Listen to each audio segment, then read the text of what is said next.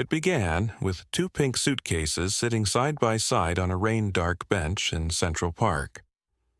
If you've ever seen something that didn't belong a child's toy on an empty street, a glove in the middle of summer, you know the kind of quiet alarm it sets off inside you. That's what made billionaire Lucas Hale stop. Not his phone buzzing with stock alerts, not the drizzle that dampened his $1,000 shoes, just two little girls no older than 5, sitting perfectly still beneath the stone arches of Bethesda Terrace, their fingers locked together like they were holding on to the world. One look, and Lucas knew something was wrong. Before I tell you what he found, let me ask you this. If you saw two children alone with suitcases in the rain, would you stop, or would you walk past like everyone else did? Stay to the end of this story because what he discovered next would change not only their lives, but his forever. Lucas was 32, the kind of man who signed contracts worth more than small countries and forgot to eat lunch. He'd come to the park to clear his head after a brutal day, 5 meetings, 1 betrayal, and the gnawing truth that success hadn't made him feel anything in years. The last thing he wanted was a scene. But as he walked closer, the taller girl lifted her chin and met his eyes. That was when the younger one whispered something that froze him where he stood. It's been 4 days, 4 days. Lucas knelt the drizzle threading through his hair. 4 days since Mommy went to get food and work, the older one said. Her voice was small but steady. She told us to wait right here. She said not to bother anyone. Not to bother anyone. The words hit like a slap. Behind them, the Angel of the Waters statue gleamed faintly through the mist, her bronze wings streaked with rain. Everything about the scene looked ordinary until you saw the details. The girls' jeans were stiff with dried mud, their sneakers mismatched. On one suitcase handle was a ribbon braided pink-white-pink, on the other white-pink-white. Between them sat a Polaroid photo half tucked under a strap, a woman with dark hair laughing a small crescent scar under her chin. Scrawled in black marker across the bottom were the words, "For my brave girls, N." Lucas picked it up carefully. "Is this your mom?" The younger one nodded. "Her name's Nora." He tried to sound calm. "And your name's I'm Ava," said the taller twin. "She's Lila." They were mirror images except for one thing. Lila wore a tiny beaded bracelet with colors arranged in a repeating pattern. She kept tracing it with her thumb like the motion helped her breathe. "Have you eaten?" he asked. Ava hesitated. "We shared a pretzel." Lucas exhaled slowly, fighting back the instinct to fix this the way he fixed everything by paying someone else to handle it. Money couldn't feed them fast enough. Money couldn't make this not be what it was. He crouched lower. "How about something warm? There's a diner right over there. You can see this bench from the window. I'll leave a note for your mom. If she comes back, she'll know exactly where you are." Lila clutched her sister's sleeve. She said not to move. "I know," Lucas said softly, "but it's getting cold and rules don't matter if you're freezing. I promise we'll keep watch from the window." Ava studied him, cool, cautious, far too grown for her age. "Do you have a card? People with cards keep promises." Lucas smiled despite himself. He handed her one. "Hale Capital." On the back he wrote in bold marker, "Ava and Lila are with me. We're at Ellen's diner by the terrace. We can see this bench. We'll come back if you come. Lucas Hale." She read it twice, nodding like a lawyer signing a contract. Only then did she rise, lifting the suitcase that was nearly half her height. Lucas carried the other. The cases were disturbingly light. Inside the diner, neon reflections rippled across their faces as they ordered chicken soup and pancakes for later. While they ate, the girls spoke in fragments that built a picture no adult wanted to see, sleeping under the bench when it rained, taking turns keeping watch, sharing whatever scraps they found. Every sentence was careful, like they were afraid of saying too much. "Why didn't you tell anyone you were alone?" Lucas asked. Ava's eyes dropped to her bowl. "Mommy said if we were good and quiet, she'd come back faster." He had no reply for that. Somewhere between the flicker of neon and the steam rising from their soup, something cracked open inside him, a memory of his little sister gone before she ever turned 5, and of a promise he'd once made to look out for her that he never kept. When the plates were empty, Ava pulled out a folded strip of paper from her suitcase. "Mommy left this," she said. On the paper, written in hurried ink, were the words, "If I'm late, go where angels are painted. Sit near the stairs. Wait where the music echoes. I'll find you." Lucas looked through the window toward the archway of the Bethesda terrace, the ceiling painted with golden tiles, and the fountain beyond it crowned by the angel of the waters. "That's here," he murmured. "She said angels can see better than people," Lila added. Lucas swallowed hard. "Then we'll trust the angels a little longer. But first, you're coming somewhere warm tonight, you have my word." Ava frowned. "And if she comes while we're gone," he tapped the glass with the back of his card, "she'll read the note, and she'll see you safe. I promise." Outside, the rain had turned to a silvery mist. The violinist beneath the arch began to play again, something haunting, beautiful, unfinished. Lucas led them back to the bench, his mind already mapping security cameras, contacts at the NYPD, every favor he could call in. He'd tell himself later that it was logic, not feeling, that made him stop. But in that moment, watching two tiny figures hold hands beneath the angel's gaze, he understood a truth money had never taught him. Some things you save because they remind you what being human feels like. And somewhere in the park, a camera blinked to life, catching the moment that would unravel everything he thought he knew about loss, about family, and about the woman who left 2 pink suitcases in the rain. By the next morning, Central Park looked almost ordinary again. Joggers glided past tourists, snapped photos by the fountain, and pigeons resumed their noisy congress near the benches. But for Lucas Hale, nothing about it felt the same. He stood near the spot where he had first seen the 2 pink suitcases. The note he had left was gone. Maybe the wind had taken it, or maybe someone had read it. Either way, Ava and Lila were safe now, asleep in the guest room of his penthouse, the sound of their breathing steady and small. He'd promised them they would not be invisible again, and that meant finding their mother. He began where she had told them to wait where angels are painted. The phrase had burrowed into his mind overnight. Lucas scanned the terrace and its mosaic of arches, noticing details he'd never seen before. The chipped tile edges, the faint graffiti carved under the stairs, the way the echoes made whispers stretch into something ghostly. He showed the Polaroid photo to a pretzel vendor who worked the same spot every day. The man squinted, shook his head. Never saw her. But those 2 little girls, yeah, quiet as ghosts. They'd sit for hours, didn't even cry. That was what haunted him, the word quiet. They had learned to survive by disappearing, but invisible wasn't the same as safe. By noon, Lucas had spoken to 3 more people, a street violinist, a park cleaner, and a balloon vendor. All remembered the girls, but none remembered a woman with a crescent scar. They didn't ask for anything, the cleaner said. That's why nobody called it in. Kids who don't make noise don't get noticed. Lucas felt the weight of that sentence settle into his chest. How many children vanished behind silence? How many people like him, people with power, walked right past because the suffering wasn't loud enough? He sat on the edge of the fountain phone, pressed to his ear, calling in favors he hadn't used in years.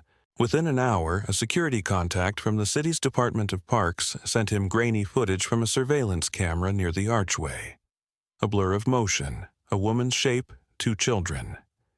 The timestamp matched the girl's story 4 nights ago. but the footage ended abruptly as the camera pivoted away. No clear face, just a flash of that distinctive pink-white ribbon tied to a suitcase. "Can you enhance this?" Lucas asked. "Not much to enhance," the tech said. "She's gone off frame. Looks like she walked toward Fifth Avenue. Could be anywhere now." He stared at the screen at that single frozen frame. Gone off frame. It felt too literal, too cruel. He rubbed his temples, remembering how Lila had traced the beads on her bracelet, whispering that it was a song. A code, maybe, or just comfort. Either way, it was all they had. He left the park and started following the street that led east toward Fifth. Rain clouds hovered low, the city gray and heavy. At a newspaper stand, he showed the photo again. The vendor shook his head but pointed toward the corner. "There's a busker plays there afternoons. Sees everyone." The busker turned out to be a young woman with wild red hair and a violin case patched with stickers. When Lucas showed her the Polaroid, she frowned. "Yeah, I saw her." She was crying, not loud, just leaking tears. She bought a hot dog for the kids, said something about the hospital uptown, then ran toward the crosswalk. "I thought she'd tripped, but maybe she was hit." I heard brakes. That word hospital lit a fuse in his mind. He thanked the woman, handed her a folded bill she refused, at first, then accepted with a shy nod. As he turned to leave, she called out. She dropped this and held up a crumpled receipt. It was for a silver ring, dated the same day the girls had been left in the park. The bottom of the paper bore a faint smudge, 2 digits written in pen. 12. Room number locker code. Lucas took it like it was evidence in a trial. The logical part of him clicked into place. Every success he'd ever had came from patterns, details, timing, precision. He called his driver. "We're heading to Mount Sinai Hospital, and bring the photo." Inside the hospital lobby, the smell of disinfectant mingled with coffee and exhaustion. The receptionist looked up polite but guarded when he explained what he was searching for: a woman, dark hair, small crescent scar. "We see hundreds of patients," she said. But when he showed her the photo, her eyes changed. "Wait here," she murmured, and vanished into the back. Lucas waited, pacing. Behind the desk hung a bulletin board filled with anonymous thank you notes and lost and found tags. One note caught his eye, a child's handwriting, wobbly but clear. "Thank you for helping my mom. She's sleeping, but I know she'll wake up soon." The name at the bottom stopped his breath. "Nora Carter." The receptionist returned, flustered. "Sir, I can't release patient information, but there was an accident near the Dakota building 4 nights ago. Woman in her 30s, no ID. Critical condition. She's in the ICU room 12. Lucas didn't wait for permission. He moved down the hall like gravity was pulling him. The corridor smelled of antiseptic and whispers. Through a half-open door, he saw her pale, motionless tubes and monitors blinking in quiet rhythm. The scar under her chin caught the light unmistakable. He stepped closer, hand trembling as he placed the Polaroid on her bedside table. "Nora," he said softly, though he knew she couldn't answer. "Your girls are safe. Ava and Lila. They're waiting." A nurse entered, startled. "Are you family?" "Not yet," Lucas said, "but I gave them my word." He stood there until the nurse gently ushered him out, his throat burning. Outside the ICU, he sat on a plastic chair staring at the ring receipt in his hand. Invisible wasn't safe. Quiet wasn't peace. And this woman, this stranger who had trusted the world enough to leave her daughters under an angel, deserved more than silence. That night, he drove back to his penthouse. The city lights blurred through the windshield like tears on glass. In the back seat, Ava and Lila slept curled against each other, their small faces finally calm. Lucas looked at them through the rearview mirror and felt something shift. He had found where their story might end, but it was also where his would begin. The morning light slanted through the glass walls of Lucas Hale's penthouse, spilling across the marble floors, like a quiet reminder that life could look beautiful, even when it was unbearably complicated. Down the hall, he could hear the faint hum of cartoons, Ava and Lila curled up on the couch, still in the oversized shirts he'd borrowed from his housekeeper. Their laughter, soft and unsure, broke through the sterile silence of his world. It was the kind of sound that didn't belong in a place built for deals and deadlines. Lucas stood at the kitchen counter staring at the coffee machine that hadn't been used in months. He'd spent most of the night replaying the hospital scene in his mind, Nora Carter pale, and still a stranger who somehow had rearranged the entire structure of his priorities. The girls didn't know yet. He couldn't tell them until there was something solid to hold on to, hope, maybe. But even hope felt fragile in his hands. When Ava walked in, she was carrying her sketchbook. "We drew something," she said. Lila followed, dragging a blanket like a cape. They placed the picture on the table. 3 figures stood under the angel of the waters, the twins holding hands, and beside them a tall man with messy hair and a coat too long for his body. "That's you," Lila said proudly. "Mom said angels send helpers when they can't come back right away." He swallowed hard. "She's right," he said quietly. "It should have been simple: 2 children, 1 missing parent, 1 man with more resources than most cities." But life wasn't an equation, and Lucas had learned long ago that the hardest part of helping was not fixing what wasn't yours to fix. He spent the day making calls, lawyers, doctors, social services. He wasn't naive. 2 unattended minors in his care without formal custody raised every kind of flag. By noon, a caseworker from Child Protective Services arrived, a woman in her 40s, with clipped speech and the kind of eyes that had seen too many stories that started with good intentions and ended in disappointment. Her name was Marion Clark. "You understand the situation, Mr. Hale," she said, setting her notepad down. "You can't just keep them here, even if you mean well." "I found them in the park," Lucas replied, keeping his voice level. "Their mother is in the ICU at Mount Sinai. I've confirmed it. She's alive, but in critical condition." Marion hesitated, scanning the documents he'd printed, the Polaroid, the receipt to the hospital admission form. "You did all this in less than 24 hours. I've had practice moving fast," he said dryly. She looked at him for a long moment. "You have to understand, Mr. Hale, people like you. People with means sometimes think they can rewrite the system. But children aren't mergers. They're not assets to manage." Lucas leaned forward. "Neither are they cases to file away. Those girls spent 4 nights sitting in the cold, waiting for someone to see them. I did. Now I'm not looking away." Something softened in her expression. She closed her notepad. "You can apply for temporary guardianship while we confirm their mother's identity and condition.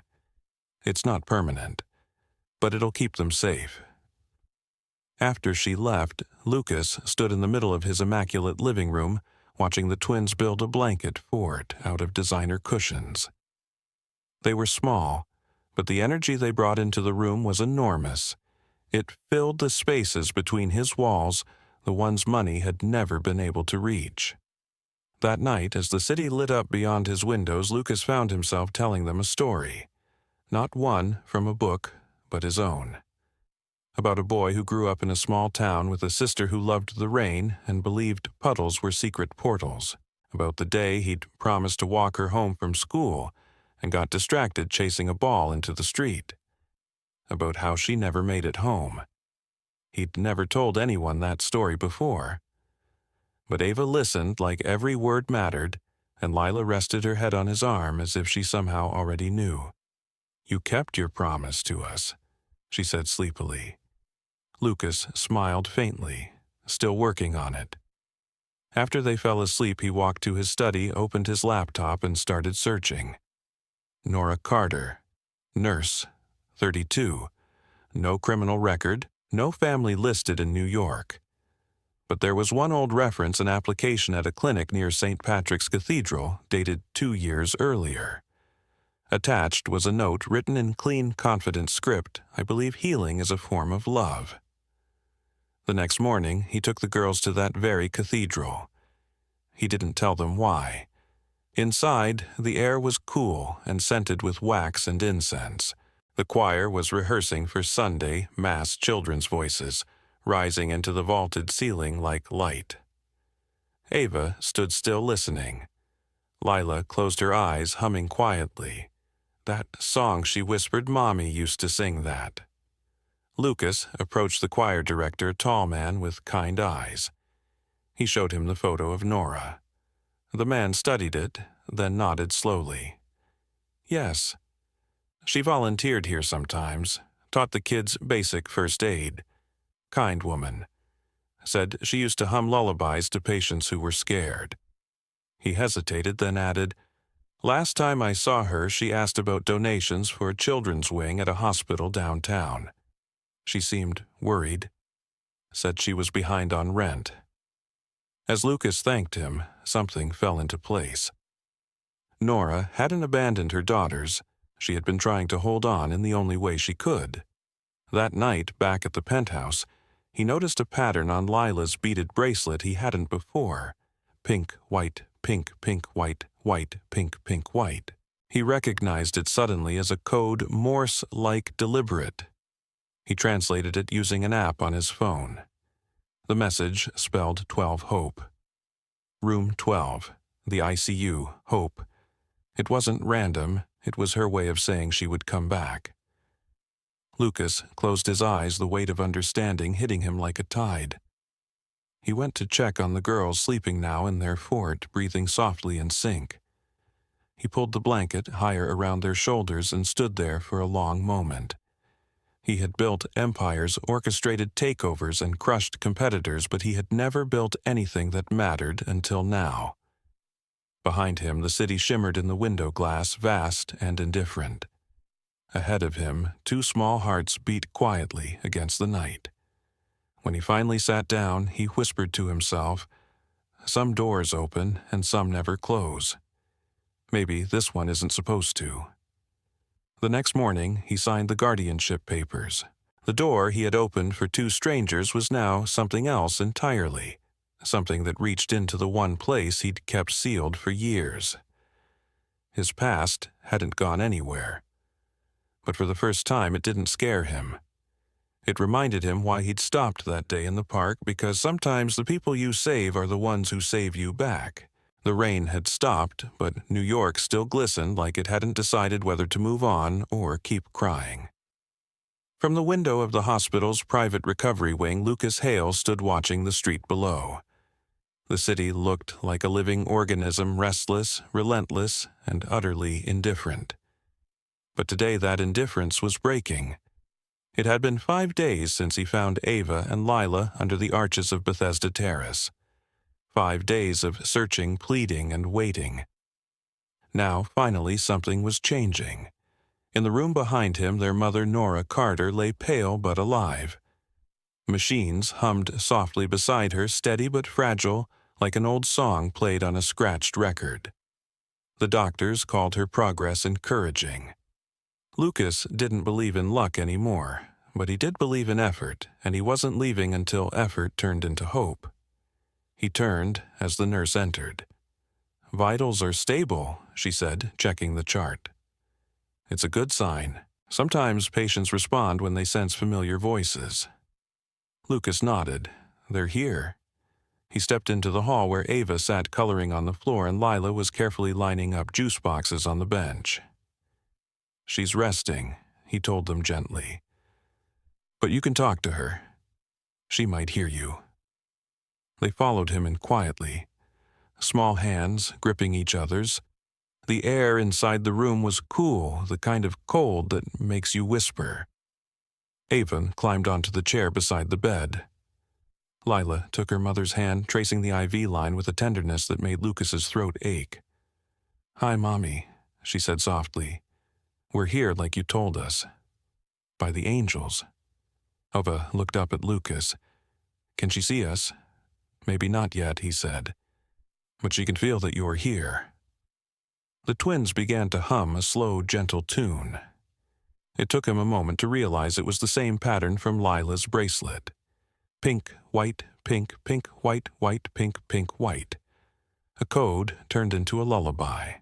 The nurses had paused by the door, their faces softening as the sound filled the room. And then, almost imperceptibly, Nora's fingers twitched.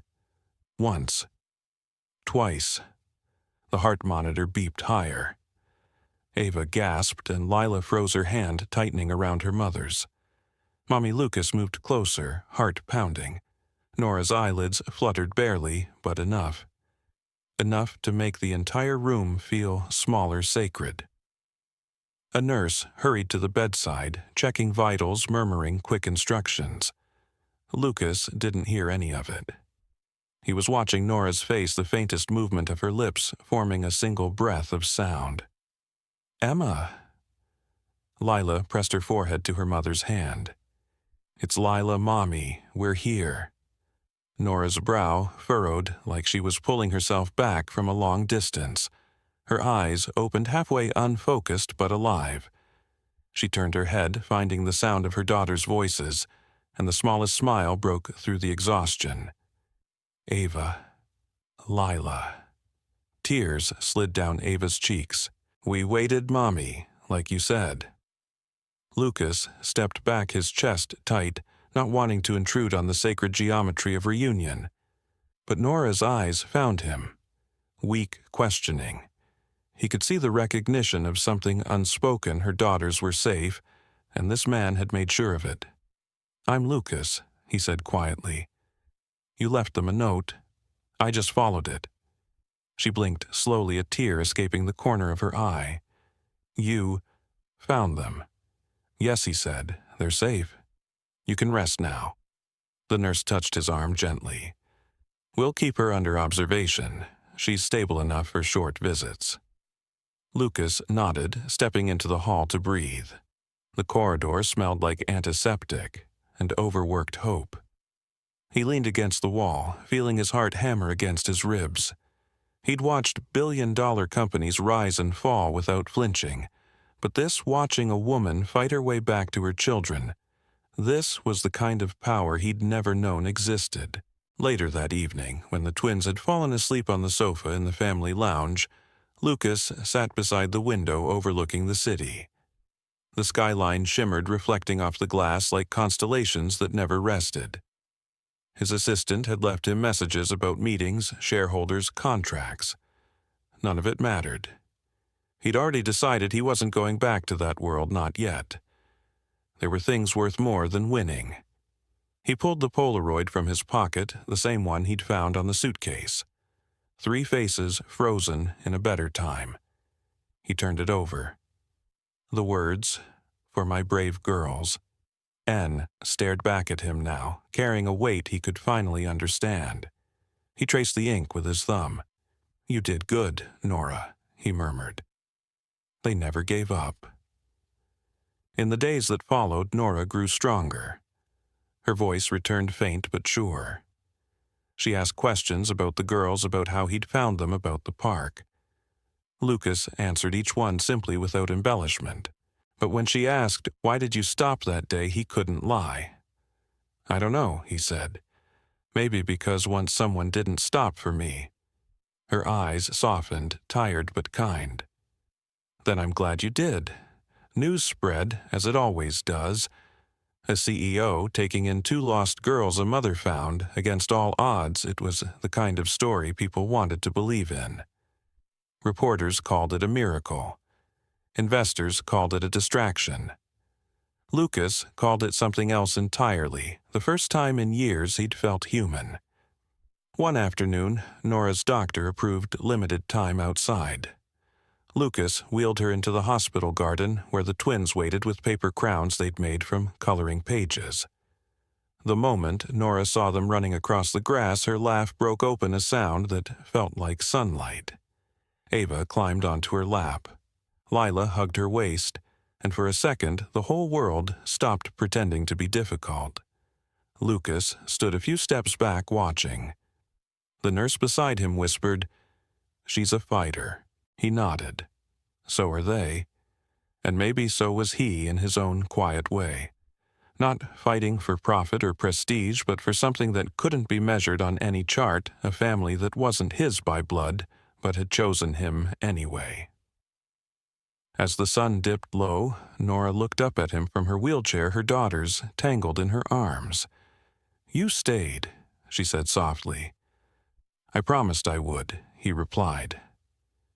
That night, back in the city's glow, Lucas walked alone through Central Park. The same path, the same bench, now empty but forever changed.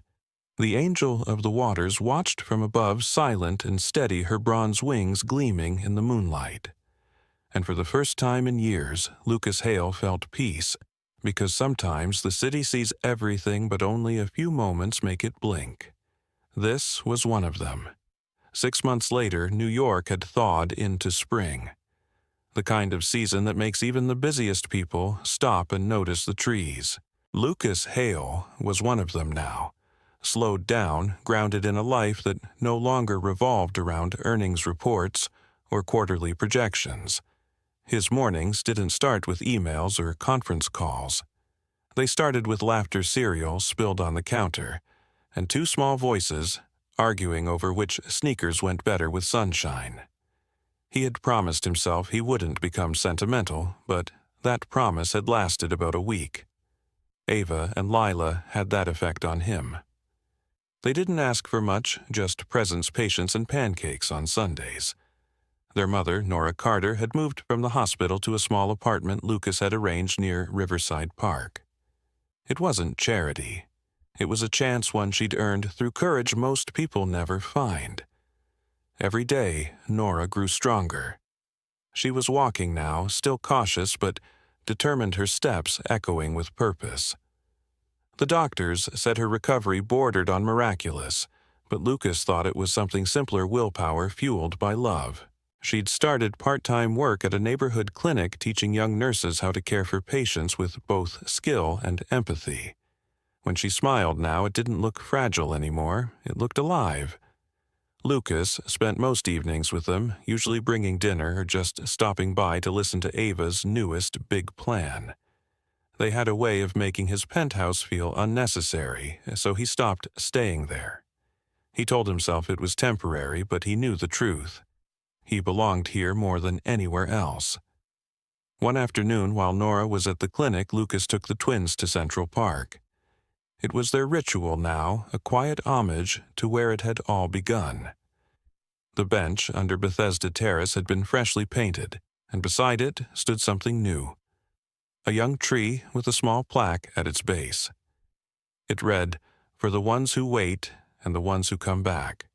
The girls tied 2 pink ribbons to its branches. "It's our promise tree," Ava said proudly. "If anyone gets lost, they'll know someone's looking." Lucas smiled, feeling something in his chest tighten in the best possible way. "It's perfect," he said. They sat on the bench, sharing ice cream, watching the boats glide across the lake. For a long time, nobody spoke. The city moved around them, noisy, endless, but here in this small circle of calm, it felt like the world had learned how to pause. When Nora arrived later, wearing her light blue nurse's uniform, the twins ran to her, arms outstretched. Lucas stood to greet her, and for a moment neither said anything. They didn't have to. Everything that mattered was visible in the air between them, the gratitude, the unspoken history, the strange, beautiful thing they'd built out of chance and choice. "I saw the clinic's new program on the news," he said. "The one for single parents." She smiled. "It's called the Second Chance Fund. We help parents who fall through the cracks, people like me." "Not like you," he corrected gently. "Because of you." Nora looked down at the girls who were dancing near the water. "You know, I used to think I'd lost everything," she said. "But it turns out I was just being redirected." Lucas nodded. "You were never lost. The world just hadn't caught up to you yet." They laughed softly at that, but there was truth in it. Neither of them had expected this strange, quiet family they'd built. It wasn't defined by blood or law, but by something steadier, the decision to stay. That evening, they all walked home together, the city glowing around them. Nora held Lila's hand, Lucas carried Ava on his shoulders. As they crossed 72nd Street, the twins began singing the little tune from their bracelet, the one made of pink and white beads, once a code, now a lullaby. The song drifted into the noise of taxis and laughter, and became part of the city's heartbeat. When they reached Nora's building, she paused on the steps. "You know, she said, I used to think angels were things that lived above us, but I think they live next to us instead." Lucas met her eyes. "Some of them sit on park benches," he said. She smiled, but it was softer this time. "Some of them don't even know they are." Inside, the twins sprawled across the couch, exhausted from play. Nora tucked them in, kissed their foreheads, and turned to find Lucas still standing in the doorway, watching. "Stay for dinner?" she asked. He hesitated only a second. "I was hoping you'd ask." Later, after the dishes were stacked and the twins were asleep, they sat by the window. The city lights spilled across Nora's living room, the hum of traffic fading into something peaceful. "You could go back, you know," she said. "To your company, your old life." Lucas shook his head. "That world will be fine without me. But this one," he gestured to the apartment, to the faint laughter still echoing from the hallway. "This one needs me to show up." She reached across the table, her fingers brushing his. "Then stay." It wasn't a grand declaration, just an invitation spoken quietly between two people who'd already chosen each other in all the ways that mattered. When Lucas finally left that night, he walked past the river where the city met the sky. He thought about everything he used to chase control, success, perfection, and realized he didn't miss any of it. What he'd found instead was something infinitely rarer meaning. The next morning, commuters would pass a small plaque in Central Park, maybe pause long enough to read it, maybe not.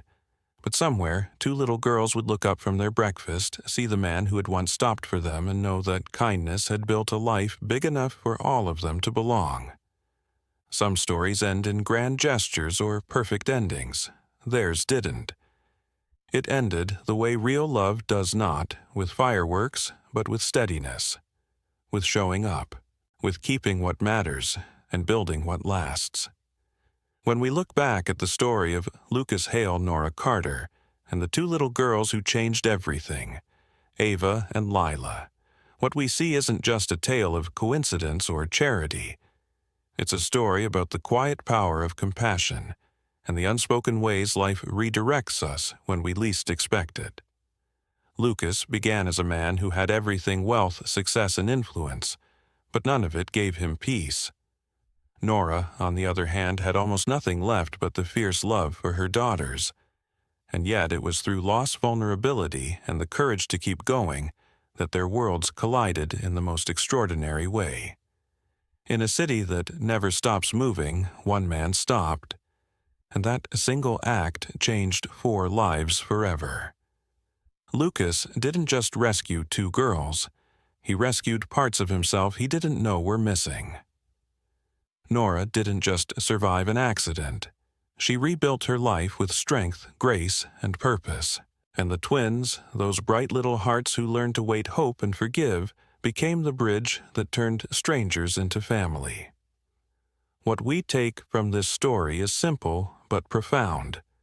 Real wealth isn't measured by what we own, but by what we choose to give. In a world often driven by speed and self-interest, kindness remains the rarest and most transformative currency. Sometimes the smallest act, pausing to notice someone else's pain, can be the beginning of healing, not just for them but for us too. In your own life, there will be moments that ask you to stop, to listen, to care, to act when it's easier to look away. When that moment comes, remember Lucas's choice. because you never know whose story might begin the moment you decide not to walk past. If this story moved you, if it reminded you that goodness still exists in unexpected places, subscribe to our channel, leave a comment, and share this video with someone who needs a little hope today. Your support helps us create more stories that touch hearts and remind us what truly matters.